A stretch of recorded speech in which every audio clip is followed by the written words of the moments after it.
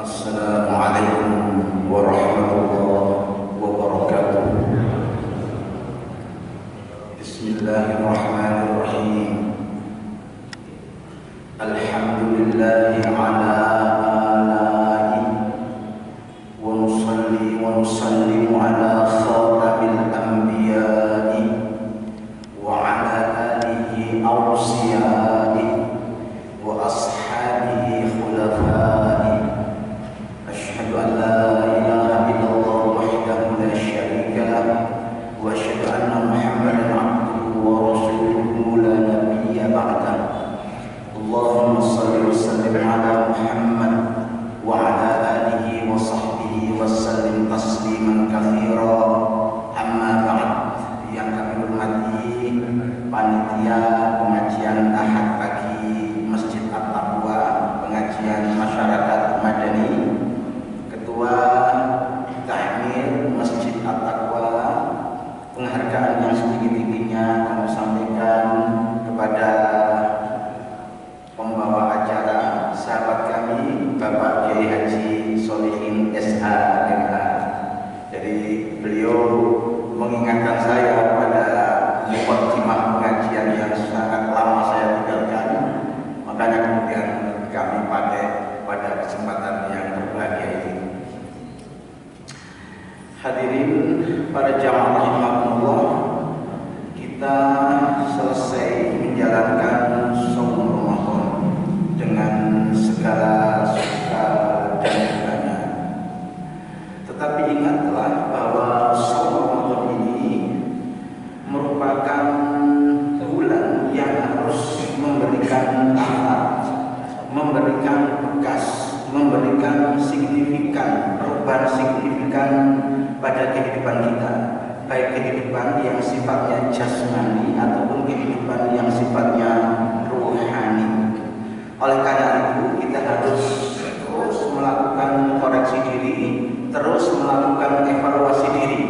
Apakah shaum Ramadan yang telah kita laksanakan itu memberikan efek positif, memberikan energi positif dalam kehidupan kita pasca selesainya shaum Ramadan.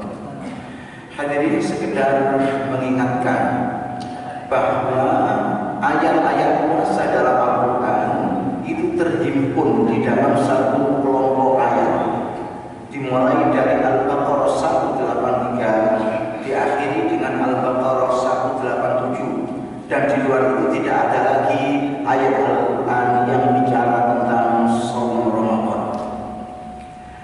Tapi coba kita perhatikan bahwa di dalam kelompok ayat puasa itu disebut 4 kali kata-kata la'alla.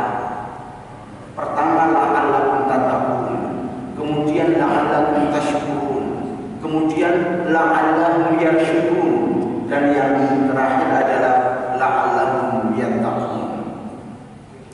Hadirin, dalam bahasa Arab kata-kata la'alla itu disebut sebagai harf litaraji, huruf yang berfungsi untuk sebuah pengharapan besar. Lawannya adalah laita, disebut harf litamanni, sebuah kata dalam Al-Quran atau frasa dalam bahasa Arab yang dipakai untuk sebuah angan-angan yang tidak mungkin terjadi. Misalnya dalam Al-Quran ada contoh, wa qala al-kafiru ya laitani kuntu turaba. Nanti di akhirat orang kafir itu bilang begini, ya laitani kuntu turaba, aduhai seandainya aku jadi debu. Tapi tidak bisa karena sudah terlanjur jadi orang. Maksudnya seandainya jadi debu enak, tidak mempertanggungjawabkan amal, karena sudah terlanjur jadi orang, dia harus mempertanggungjawabkan amal. Itu salah satu fungsi kata-kata laita. Nah, masih dalam bahasa Arab ya, jika la'alla itu merupakan titah Allah, firman Allah, maka dia memiliki makna pasti yang semula bermakna mudah-mudahan, yang semula bermakna agar. Sebagaimana firman Allah dalam Al-Quran, wa minal laili fatahajjad bihi nafilatan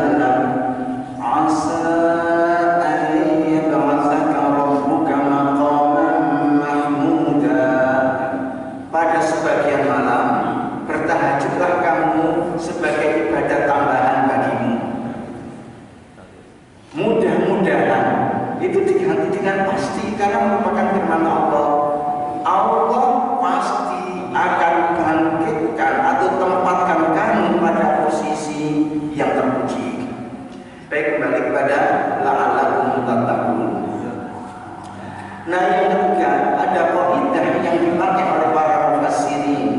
Jika kata-kata la'alla itu jatuh atau berada atau mawjud setelah kata perintah, maka dikatakan yufidut ta'lil. Ia memiliki pengertian sabab musabab. La'allakum tattaqun, sabab Allah ingin agar kalian menjadi hamba-hambanya yang bertakwa, maka Ia wajibkan kalian puasa Ramadan. Baik, tadi kami katakan ada 4 la'alla di dalam kelompok ayat puasa. La'allakum tattaqun, la'allakum tashkurun, la'allakum yarshudun, dan yang terakhir adalah la'allahum yattaqun.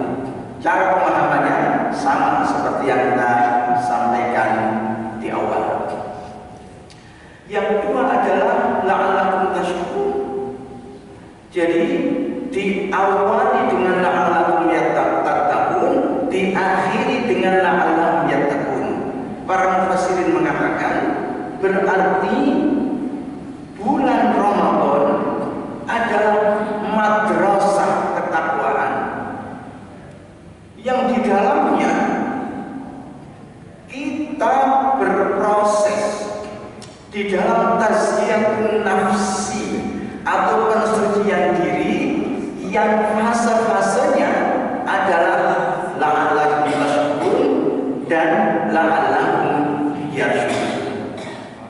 Hadirin, konsep syukur kepada Allah itu sedemikian jelas dan tegasnya di dalam Al-Quran. Walaupun tentu saja para ulama kemudian mendefinisikan yang bersifat teknis.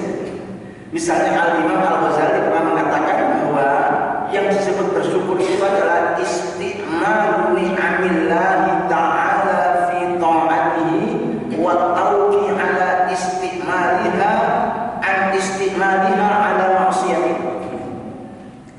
Menggunakan semua nikmat Allah yang jumlahnya tidak terbatas itu pada jalan ketaatan kepadanya, dan menghindarkan diri jangan sampai menggunakan nikmat-nikmat itu pada jalur kemaksiatan kepadanya.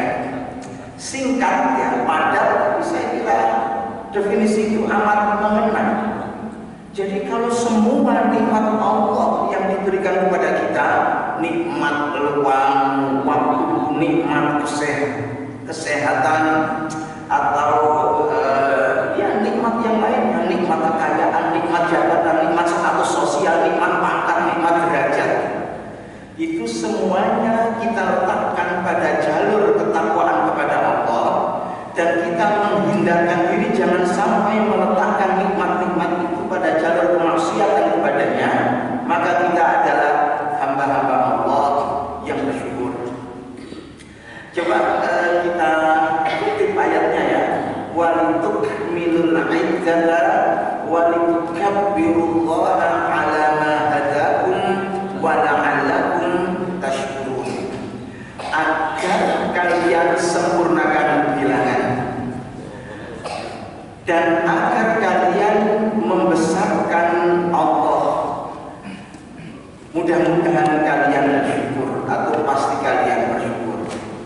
Nah, mengikuti logika pemahaman di awal yang kami sampaikan tadi, karena Allah ingin menjadikan kalian, hai umat manusia, sebagai hamba-hambanya yang bersyukur, maka Allah perintahkan kalian sempurnakan bilangan puasa, dan Allah perintahkan pada kalian untuk membesarkan namanya. Hadirin, ayat yang singkat ini tentu memiliki pemahaman yang dahsyat sekali. Dalam setiap aspek doktrin Islam atau ajaran Islam, oleh para ulama dikatakan di samping memiliki makna lahir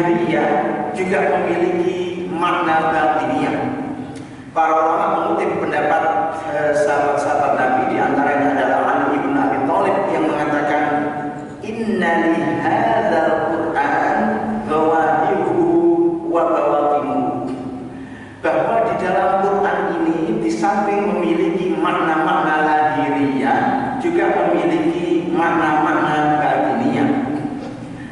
Jenengan sholat Allahu Akbar, namanya takbiratul ihram. Kemudian dijelaskan oleh para ulama bahwa cara mengangkat tangan itu adalah seperti ini, cara bersedekah itu adalah seperti ini, sebagaimana dijelaskan dalam kitab-kitab fikih.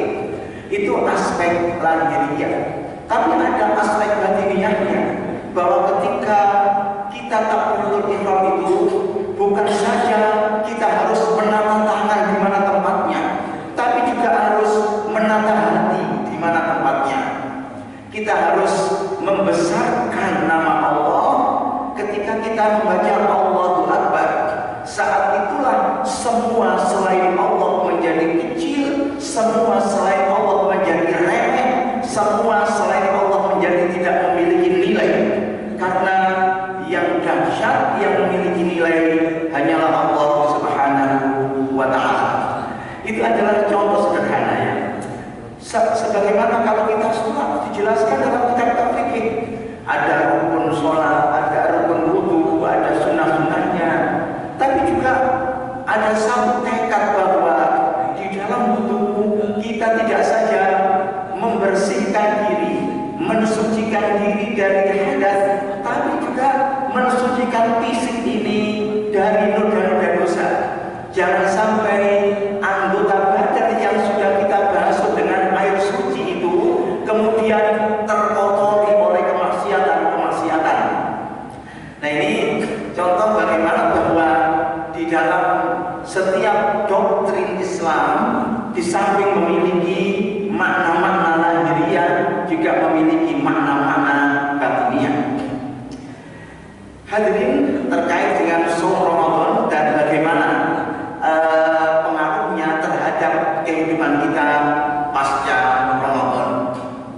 Banyak penelitian yang dilakukan para ahli terkait Ramadan tadi. Yang dari penelitian-penelitian itu kita akan bisa memahami hal-hal yang merupakan aspek jasmani ataupun manfaat rohani dari saum Ramadan. Dan itu nanti bisa kita pakai sebagai tolak ukur untuk diri kita. Apakah saum Ramadan yang sudah kita jalankan memiliki asar? Apakah saum Ramadan yang kita jalankan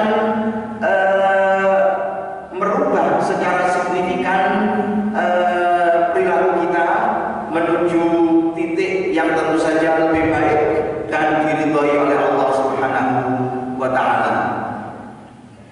Ada peraih Nobel bidang kedokteran, Yoshinori Ohsumi namanya, dari Jepang. Peraih Nobel. Tahun 2017 dia menulis satu artikel, walaupun dia tidak menjelaskan bahwa itu ada hubungannya dengan puasa, tetapi kalau kita pahami ada hubungannya dengan puasa.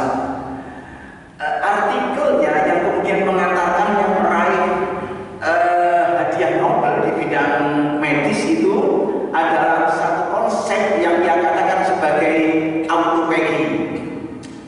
Dia mengatakan bahwa sel manusia itu memiliki kemampuan untuk mengisolir sel-sel yang rusak, sel-sel yang sakit, dan kemudian memakannya. Setelah itu membangun kembali komponen-komponen sel itu menjadi sel yang lebih baik. Artinya kemudian menjadikan seseorang sehat. Sehingga kalau dalam diri seseorang terjadi satu proses yang namanya autophagy tadi, di mana sel-sel di dalam tubuhnya itu akan mengisolir sel-sel yang rusak dan kemudian memakannya, dan kemudian selanjutnya membangun komponen-komponen baru dari sel-sel yang rusak itu menjadi sel yang sehat, maka tentu saja tubuhnya akan semakin sehat. Bahkan kalau itu terjadi secara konstan, maka orang yang seperti itu dalam konsep dia pasti akan awet muda dan panjang umur. Hadirin, di dunia ini negara yang indeks kesempatan hidupnya tertinggi itu negara dengan indeks kesempatan hidup tertinggi itu Jepang. Terakhir yang pernah kita baca di dalam satu artikel bahwa di Jepang ada perempuan yang usianya sudah 199 dan sehat. Berarti 1 tahun lagi usianya genap 200. Kalau jenengan cari orang di Jepang yang usianya 70 itu banyak orang yang usianya 70. Kenapa? Karena indeks kesempatan hidup terbaik di dunia itu adalah Jepang. Apa alasannya? Ya mungkin pola makan ya. Cuma yang paling inti ya pola makan. Ya mungkin tidak soal makanan karena orang Jepang adalah masyarakat Jepang adalah masyarakat yang paling konsumen produk laut terbesar di dunia itu adalah Jepang. Dia suka makan ikan, suka makan seafood. Kalau dengan pagi-pagi nyambel kotor itu udah dengan makan seafood. Tapi bukan itu maksudnya. Tapi pola makan. Orang Jepang itu makannya rasional. Orang Jepang itu makannya rasional. Apa makna makan rasional itu? Kebutuhan tubuh kita itu apa? Hari ini menurut dokter tubuh kita itu butuh apa? Butuh karbohidrat sekian gram, butuh protein sekian gram, butuh vitamin ini sekian gram dan seterusnya. Maka itulah yang kita makan. Tidak lebih dari itu. Beda dengan masyarakat kita yang pola makannya itu emosional. Jadi masyarakat kita pola makannya itu emosional. Siang-siang ya, jangan bening, rengkes kompor. Sudah lupa mertua sudah. Tapi anak mertua masih ingat. Dimakan walaupun oleh ibu, karena dia tidak memperhatikan kebutuhan tubuh kita ini apa. Nah itu tidak diperhatikan. Yang penting enak dimakan, yang penting selera dimakan. Nah ini yang disebut pola makan emosional ya. Sementara orang Jepang pola makannya rasional. Baik, kembali kepada Yoshinori Isomi tadi. Dia punya konsep namanya autophagy. Nah, dia mengatakan bahwa kalau seseorang itu lapar, maka itu adalah salah satu pemicu terjadinya autophagy. Terkirim sinyal ke otak, otak memerintahkan supaya sel-sel yang masih hidup, sel-sel yang masih kuat, itu menghabiskan sisa-sisa makanan yang ada. Dan itulah kemudian terjadi satu proses namanya autophagy tadi. Nah menurutnya orang harus mengosongkan perutnya minimal 12 jam. Harus terjadi autophagy pada diri. Dan 12 jam itu kan ukuran puasa kita ya.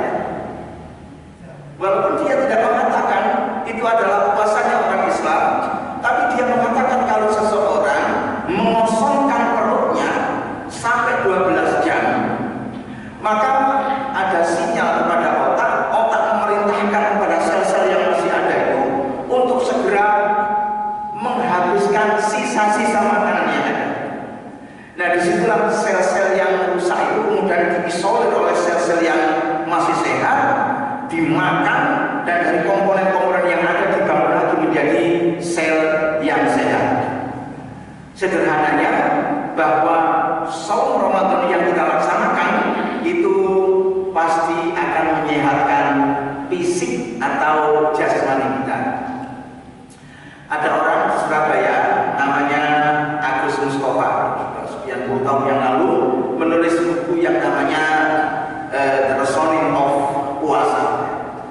Alasan rasional kenapa kita puasa. Dia menyuruh beberapa orang. Ada 10 orang, 5 orang disuruh berpuasa, dan 5 orang juga disuruh berpuasa, tapi puasanya beda, dibayar, dan tidak ada hubungannya dengan ibadah. Pokoknya dia disuruh puasa. Yang kelompok A disuruh puasa sebagaimana puasanya kaum muslimin,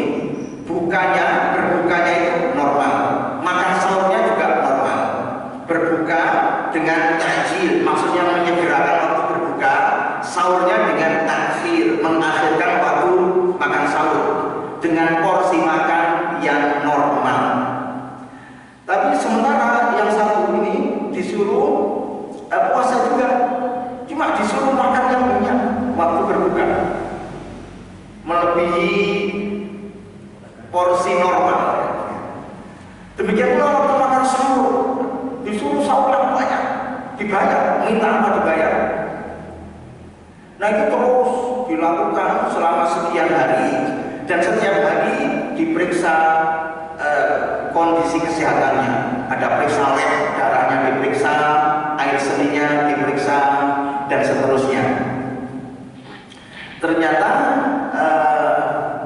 menurut dia 100% dari kelompok A ini semakin lama semakin sehat, semakin lama semakin baik kesehatannya. Tapi dari kelompok B ini ternyata ya hanya 20% yang sehat, yang 80% tambah menurun kesehatannya. Inilah puasa yang ternyata tidak semakin sehat, tapi semakin tidak sehat. Hadirin, konsep agama itu ideal, tapi seringkali kita memahami secara berbeda sehingga menjadi tidak ideal. Nabi mengatakan takjil. Apa sih makna takjil itu? Menyegerakan berbuka. Tapi masyarakat tidak memahami itu. Masyarakat memahami bahwa takjil itu adalah berbuka ronde pertama. Mak, kok derek mukul mak? Lalu nopo sane ini kurang takjil. Jadi apalagi orang Jawa sudah terbiasa ditulang nasi sejak kecil, walaupun menyelesaikan takjilnya itu roti sak bantal masih mengatakan dereng buko karena belum kemasukan. Tadi ada yang bilang soto tadi. Baik hadirin para jamaah rahmatullah, artinya secara ilmiah terbukti bahwa shaum Ramadan mengantarkan seseorang memperoleh kesehatan jasmani. Yang kedua, nah ini nanti wah kalau ternyata saya tambah sehat ya, setelah Ramadan ini berarti berhasil puasa kita. Ya mudah-mudahan sehat semuanya ya. Yang kedua ada penelitian. Ya. Ada orang yang disuruh berpuasa. Ada satu perubahan yang aneh tentang pikiran dan wawasan orang itu. Orang setelah berpuasa dia seperti filosof, ngomongnya sudah beda dengan sebelum dia puasa. Kalau biasanya ngomong tentang hal-hal yang konkret, kini beda. Dia sudah bicara tentang hal-hal yang abstrak. Apa hal konkret itu? Pekerjaannya, gajinya yang gede, rumahnya yang mewah, mobilnya yang selalu update, ada merek baru ganti, ada merek baru ganti. Itu yang diomongkan dengan teman-temannya. Atau cerita tentang anaknya yang sudah sukses jadi pengusaha, misalnya direktur pabrik heating. Pokoknya yang diceritakan hal-hal yang abstrak, hal-hal yang konkret. Tapi setelah puasa ada perubahan pikiran, perubahan wawasan. Dia tidak lagi suka bicara tentang hal-hal yang konkret tadi. Bicara tentang uang, bicara tentang rumah, bicara tentang kendaraan, bicara tentang tanah, bicara tentang bisnisnya yang terus berkembang. Tapi bicara tentang hal-hal yang abstrak. Bicara tentang keadilan, bicara tentang hak asasi manusia, bicara tentang kedisiplinan, bicara tentang pengentasan kemiskinan, bicara tentang memikirkan nasib orang-orang yang du'afa dan mustada'afin, orang-orang yang lemah secara alami atau orang-orang yang lemah karena sistem yang ada. Dalam Quran ada istilah dhaif, bentuk jamaknya adalah du'afa. Itu orang-orang yang tidak berdaya, orang-orang yang lemah secara alami karena miskin SDM dan juga miskin SDA. SDM sumber daya manusia, SDA sumber daya alam. Ada juga orang-orang yang mustada'af, bentuk jamaknya adalah mustada'afun atau mustada'afin. Itu orang-orang yang sebenarnya SDM-nya luar biasa, SDA-nya luar biasa. Cuma karena sistem dia menjadi lemah. Ada seorang gubernur di Kalimantan Barat mengeluh di media massa bahwa 10 tahun terakhir ini karena produk undang-undang yang sangat tidak berpihak kepada rakyat, produk undang-undang yang memanjakan para penguasa tambang, tanah Kalimantan rusak berat dan tidak akan bisa diperbaiki sampai 500 tahun ke depan. Ini jelas masyarakat menjadi terpinggirkan, masyarakat menjadi lemah karena sistem. Sebenarnya dia orang-orang cerdas, orang-orang pintar, sumber daya alamnya tersedia, cuma karena itu dan yang saya sebut adalah mustadalah, ada dhaif, ada mustadalah.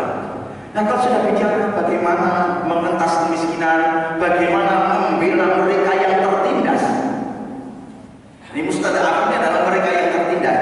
Itu berarti jadikan sudah bicara tentang hal-hal yang abstrak, bicara tentang kedisiplinan, bicara tentang tepat waktu, bicara tentang kemaslahatan umat, itu bicara tentang abstrak.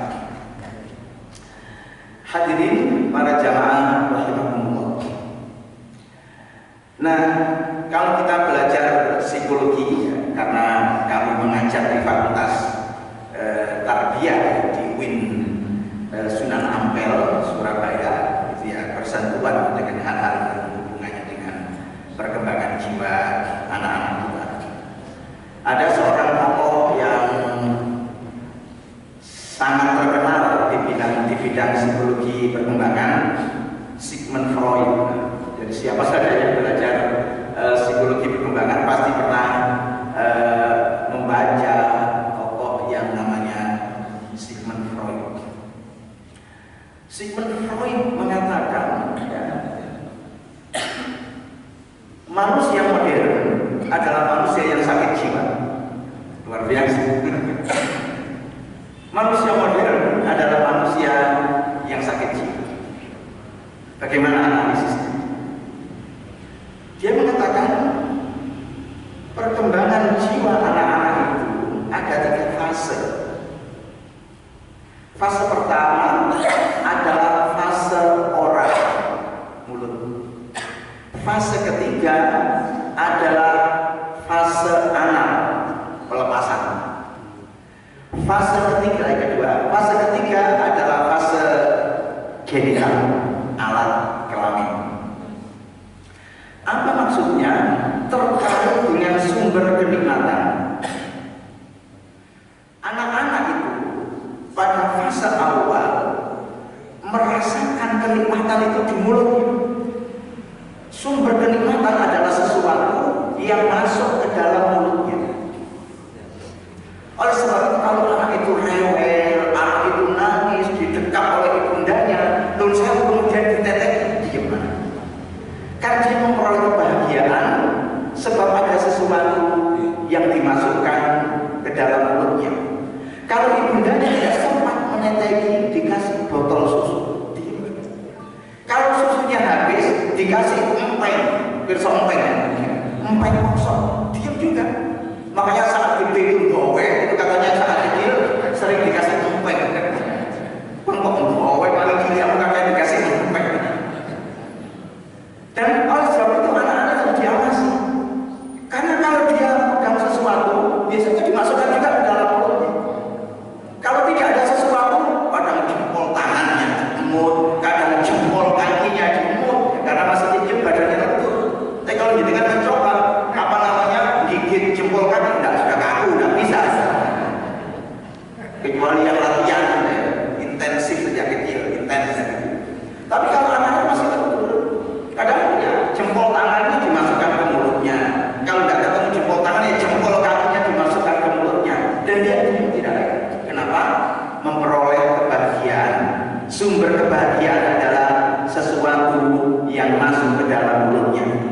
namanya fase oral. Ada fase anak. Anak-anak itu merasa senang kalau mengeluarkan sesuatu dari tubuhnya. Buang air kecil, buang air besar. Makanya kadang-kadang anak-anak itu di dalam kamar kecil, ya karena sedang bermain-main dengan sesuatu yang dikeluarkan dari tubuhnya. Fase ketiga itu fase genital, namanya alat kelamin. Kadang bikin pipis di dalam rumah, celananya dilepas, lari ke tengah jalan, pipis di tengah jalan sambil zigzag ini. Kenapa? Supaya orang tahu bahwa dirinya punya alat kelamin. Itu semua anak itu. Supaya orang tahu bahwa dirinya punya alat kelamin. Jadi ada fase oral, fase anal, dan fase genital. Nah, kemudian Sigmund Freud menjadikan teori ini untuk menganalisis perilaku orang dewasa. Dia mengatakan ada istilah yang namanya fiksasi. Apa fiksasi itu? Keterlambatan psikologi. Walaupun orang itu sudah berumur, sudah memutih rambutnya, itu kan fisiknya. Bisa saja jiwanya masih anak-anak fase oral. Walaupun orang itu telah berumur, rambutnya telah memutih, bisa saja jiwanya masih anak-anak fase anal. Walaupun orang itu rambutnya telah memutih, umurnya sudah banyak, tapi bisa saja jiwanya jiwa anak-anak fase genital. Itu namanya fiksasi, orang yang mengalami keterlambatan psikologi. Hadirin, kalau kebahagiaan itu adalah sebab kita membanggakan kekayaan kita, maka kita ini masih anak-anak. Kita ini masih anak-anak. Walaupun rambut kita sudah memutih, kemana-mana pamer kekayaan, kemana-mana pamer harta, dan hidupnya habis untuk urusan-urusan makanan yang lezat, makanan yang enak. Apalagi kemudian kebahagiaan itu terletak pada hal-hal yang konkret seperti itu. Menurut Sigmund Freud, itu orang yang sakit jiwa, jenis fiksasi, mengalami keterlambatan intelektual, walaupun umurnya banyak, rambutnya memutih, jiwanya masih anak-anak. Kenapa? Karena sumber kebahagiaan masih berupa materi yang dimasukkan ke dalam tubuhnya. Yang kedua, kalau orang merasa bahagia saat melihat-lihat kekayaannya, tiap hari dia keluar dari rumahnya, dibandingkan rumahnya dengan rumah tetangga. Kalau rumahnya jauh lebih indah, jauh lebih bagus, rasanya bahagia. Dia bandingkan mobilnya dengan mobil tetangganya. Kalau ternyata mobilnya lebih bagus, dia bahagia. Kalau ternyata rumahnya lebih jelek, mobilnya lebih jelek, dia sakit hati. Padahal tidak ikut ngangsur, tidak ikut nyicil. Yang ngangsur, yang nyicil tetangganya, kok ikut sakit hatinya. Nah ini, atau ketika dia melihat, tiap hari dilihat HP-nya, ngecek angka-angka yang ada di dalam rekeningnya. Waduh, kalau angka-angka yang di dalam rekeningnya terus bertambah, tidak tahu dari mana tambahan itu. Ya, itulah sumber kebahagiaan. Maka orang ini adalah orang yang sakit jiwa, jenis fiksasi, karena sumber kebahagiaan adalah melihat kemewahan yang dimilikinya. Jawaban tadi gimana dalam Islam? Hadirin, dulu di Surabaya, nggak tahu di Bojonegoro saya gitu, ada klub anggotanya orang-orang kaya yang usianya rata-rata sudah tua, di atas 60 tahun. Ada klub sanggup bayar mahal, nun saya, asal ada yang menyediakan wanita muda. Kalau perlu wanita perawan, berapapun dia bayar, tidak usah 100-200 juta, lebih dari itu dia bayar, dan mereka akan menikmati karena ini ada klub, ada kelompok, dan itu akhirnya dibongkar oleh aparat keamanan klub. Artinya ada yang seperti ini, orang yang merasakan bahwa sumber kebahagiaan itu adalah seks. Itulah sebabnya dia berani bayar berapapun untuk sesuatu yang namanya seks. Dan seks itu tertentu, dia berani bayar. Kalau dengan punya 100 juta bisa nikah 2 kali gitu. Ya, yang penting yang pertama mengizinkan. Kalau mengizinkan ya jangan main-main. Tapi dia berani.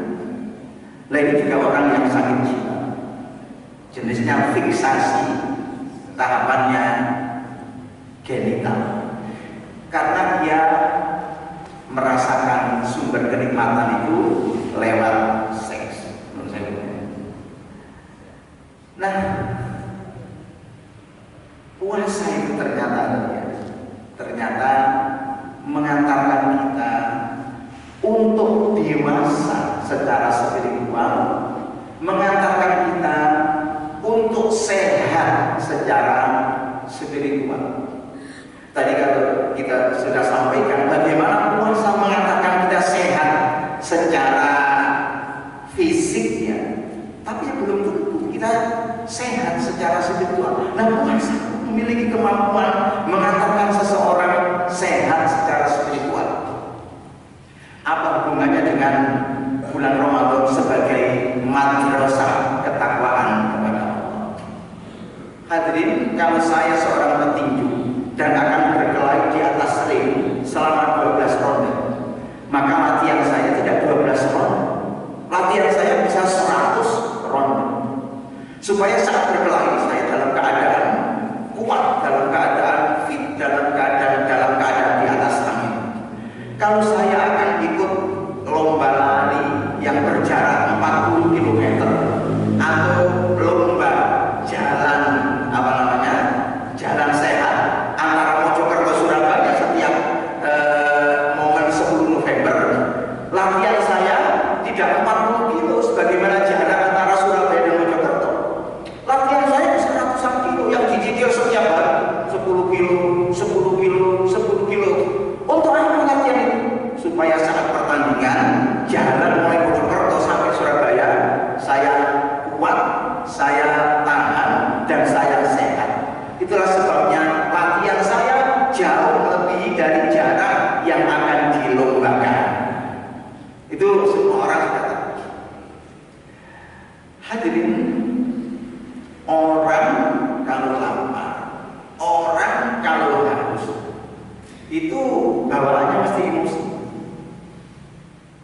Jangan ganggu orang lapar, karena lapar atau haus itu bagian dari sakit.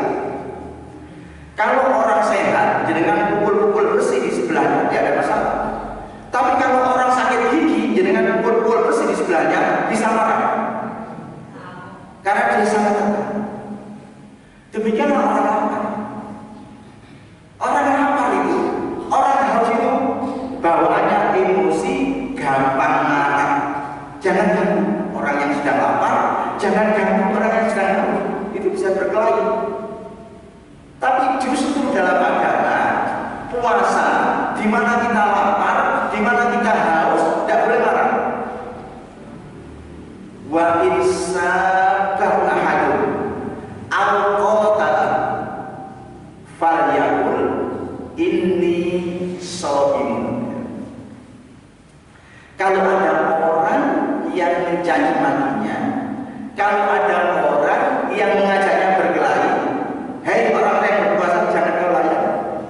Kau katakan saya sedang berpuasa, saya tidak boleh marah, saya tidak boleh berkelahi, walaupun kan keadaan saya lapar, keadaan saya haus. Hadirin, orang itu kalau lapar dipikirkan beli makanan. Kalau orang itu sedang haus, yang dipikirkan adalah beli minuman. Tapi dalam puasa, orang yang lapar, orang yang haus itu disuruh oleh agama untuk meningkatkan kedermawanannya. Dikatakan bahwa Rasulullah SAW itu adalah paling dermawannya manusia. Karena ajwadun nas, bahwa Rasulullah itu adalah paling dermawannya manusia. Tapi kalau sudah masuk bulan Ramadan, waduh, kedermawanannya beliau menjadi-jadi. Seakan-akan bulan Ramadan itu menjadi bulan puncak kebaikan beliau. Nah hadirin, kalau saat puasa saja kita mampu menahan amarah kita, tentu pasca puasa kita lebih mampu lagi. Karena latihannya saat lapar, sementara sekarang sudah tidak lapar, maka tentu kita harus lebih mampu menahan amarah kita, menahan emosi kita. Makanya kemudian Idul Fitri yang makna awalnya itu adalah kembali untuk tidak berpuasa, karena Al-Fitr tadinya berpuasa. Dulunya sarapan, bulan Ramadan tidak sarapan, Idul Fitri kembali sarapan lagi. Tapi dengan kesucian yang kita bawa dari bulan Ramadan, itulah sebabnya dikatakan sebagai kembali suci, karena membawa kesucian. Dari mana kesucian itu kita bawa? Dari tadi yang kita jelaskan, proses tazkiyatun nafsi yang fasenya adalah la'allahu tashkurun, la'allahu yarsyudun. Nah ini apa? Kalau pada saat Ramadan di mana kita butuh membeli makanan, kita disuruh banyak sedekah, banyak memberi manfaat pada sesama. Tentu setelah Ramadan kita harus lebih biasa, menjadi terbiasa untuk melakukan kebaikan-kebaikan yang sudah dilatih pada saat Ramadan. Nah ini semua merupakan tolak ukur keberhasilan saum Ramadan kita pasca pasca Ramadan. Baik, hadirin wal hadirat, para jamaah rahimakumullah.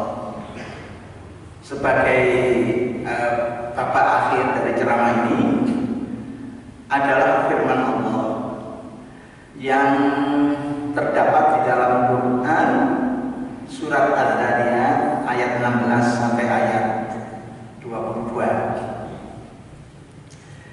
Innal muttaqina fi jannatin wa uyun akhirina ma atahum rabbuhum innahum kanu qabla dhalika muhsinin kanu qalilan minal laili ma yahja'un wa bil ashari hum yastaghfirun wa fi amwalihim haqqun lis-sa'ili wal mahrum wa fi anfusikum afala tubsirun wa fis samaa'i rizqukum wa ma tu'adun. Innal muttaqina, sesungguhnya orang-orang yang bertakwa, fi jannati wa uyun, ditempatkan Allah di dalam taman-taman lengkap dengan matahari, simbol dari kebahagiaan yang sempurna. Akhirina ma atahum rabbuhum, mereka ambil sesuatu yang disuguhkan oleh Tuhan mereka. Kenapa? Innahum kanu qabla dzalika muhsinin, karena mereka sebelumnya, yakni saat masih di dunia, adalah orang-orang yang gemar berbuat baik.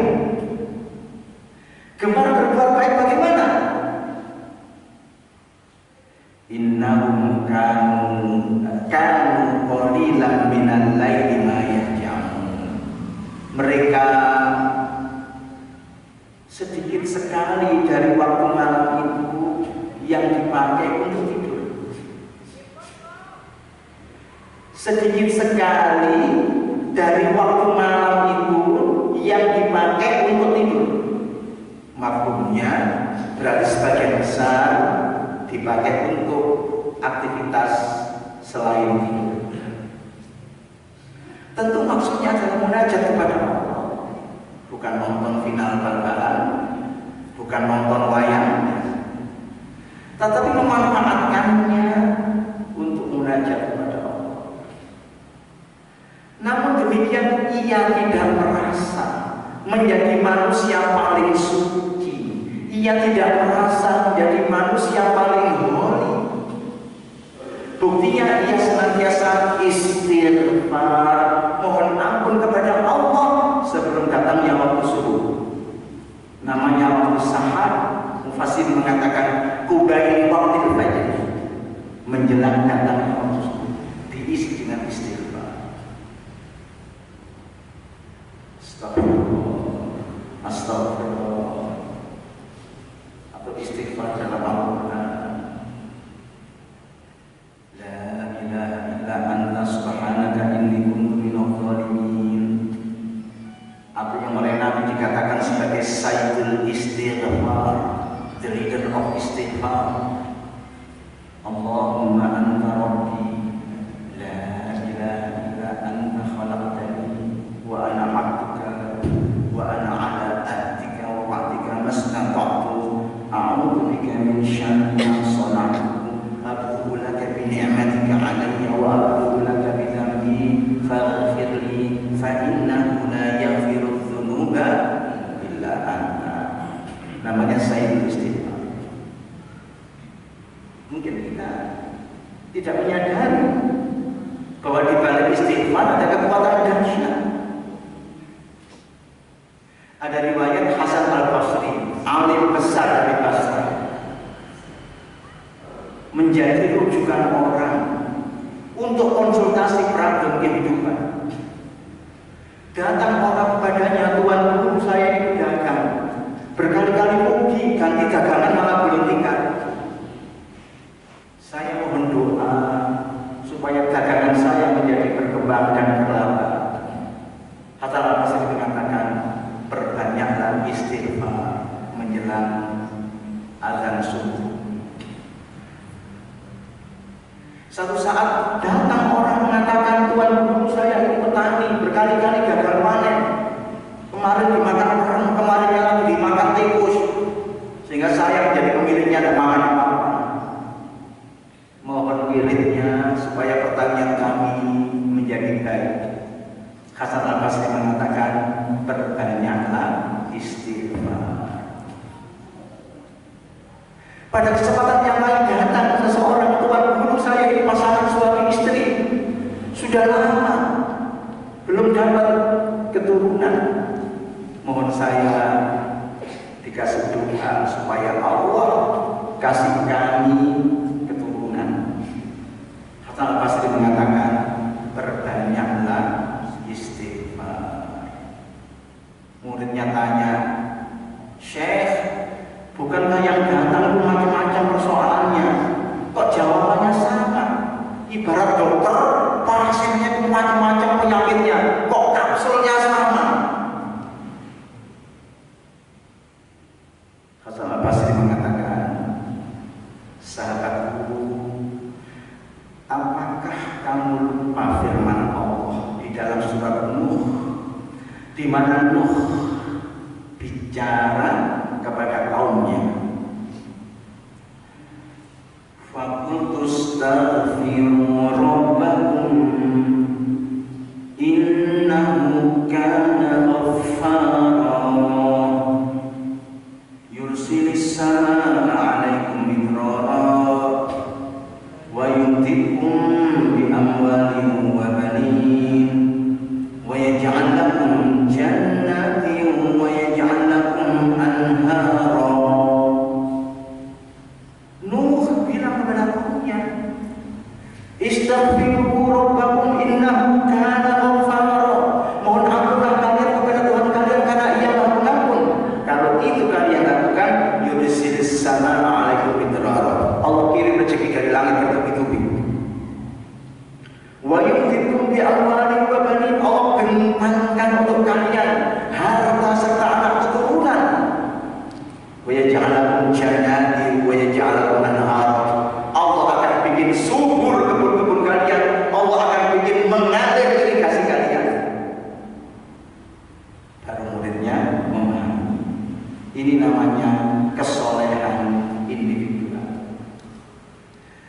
Tapi dalam Islam tidak cukup. Orang yang bertakwa itu tidak saja soleh secara individual, harus soleh secara sosial.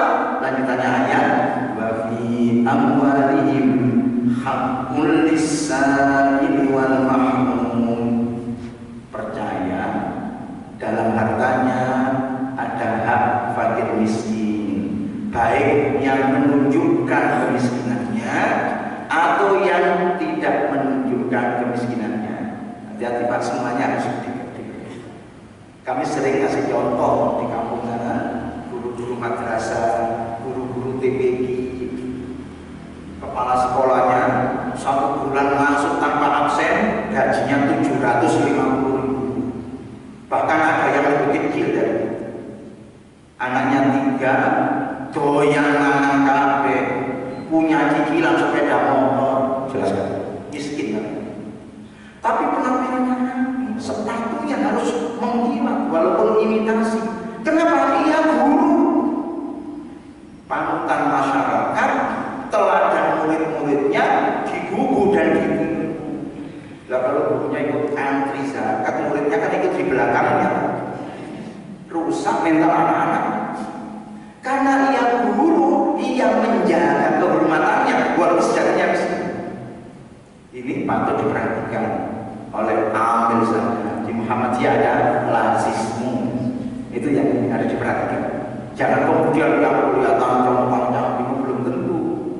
Di Jakarta itu tidak ada becak, maksud saya di Solo dan Yogyakarta sedikit becak. Kalau sudah bulan Ramadan membludak banyak becak. Itu tukang becak apa?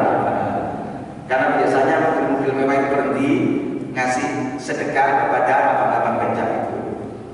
Jadi yang asli tukang becak itu yang ini pada tukang becak dadaan, bukan untuk ngangkut orang, ya untuk supaya orang-orang kaya yang lewat itu merasa juga gitu.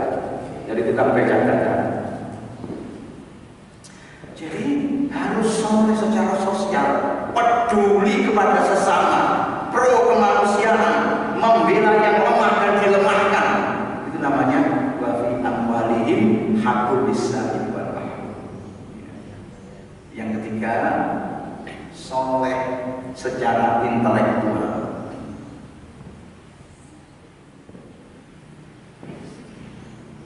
Wa fil ardi ayatul lil mukminin. Lanjutannya ya. Di bumi ini ada tanda-tanda kebesaran Allah, ada tanda-tanda kekuasaan Allah. Bagi siapa? Bagi yang meneliti. Dari mana kita tahu kalau kita tidak meneliti? Bahkan wa fi anfusikum, di dalam diri kalian, mengembangkan ilmu geologi, mengembangkan ilmu bumi dan analisa, juga mengembangkan ilmu biologi, kedokteran. Ada itu perintah. Wa fi anfusikum afala tubsirun. Kenapa kamu tidak memiliki sesuatu yang ada di dalam diri kalian? Kenapa jari kita bergerak? Kenapa mata kita bisa bergerak ke kanan dan ke kiri? Dan seterusnya. Yang tidak akan habis diteliti. Orang bertakwa itu memiliki semangat thalabul ilmi yang tinggi, semangat meneliti yang tinggi, semangat membangun peradaban yang tinggi. Bahkan kalau perlu meneliti langit, wa fis sama'i rizqukum wa ma tu'adun. Di langit ada rezeki kalian dan sesuatu yang dijanjikan Allah untuk kalian. Bisnis modern adalah bisnis berbasis langit. Hadirin, menurut penelitian 85% penduduk Indonesia pegang langit. Berarti sekitar 200 juta penduduk Indonesia ini pegang langit. Kalau setiap hari orang WA, nonton video di YouTube dan seterusnya, katakanlah menghabiskan pulsa Rp1.000, berapa keuntungan para provider?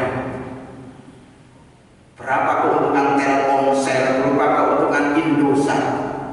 Tiap hari 1000 kali 200 juta penduduk Indonesia. Berapa keuntungan mereka yang memiliki satelit yang digantung di atas langit, di luar orbit bumi?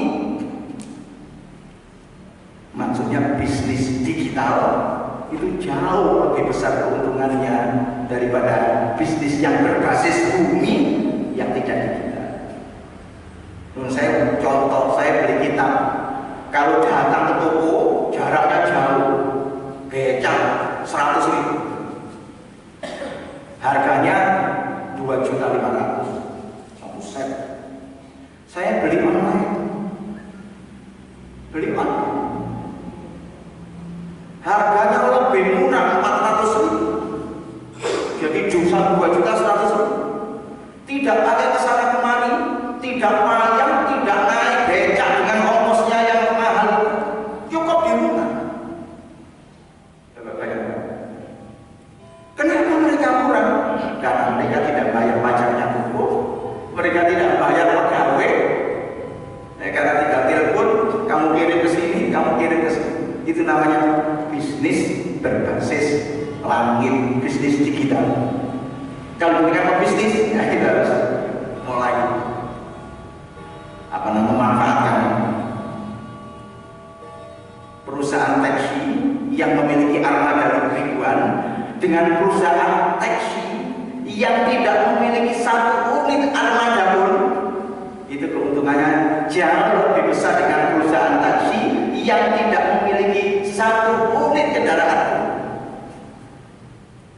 Jadi orang bertakwa itu tanya tadi, soleh secara individual, soleh secara sosial, soleh secara intelektual. Itulah yang disebut sehat jasmani, sehat rohani. Mudah-mudahan puasa kita benar-benar menjadikan kita dewasa secara spiritual, dewasa juga secara intelektual. Mudah-mudahan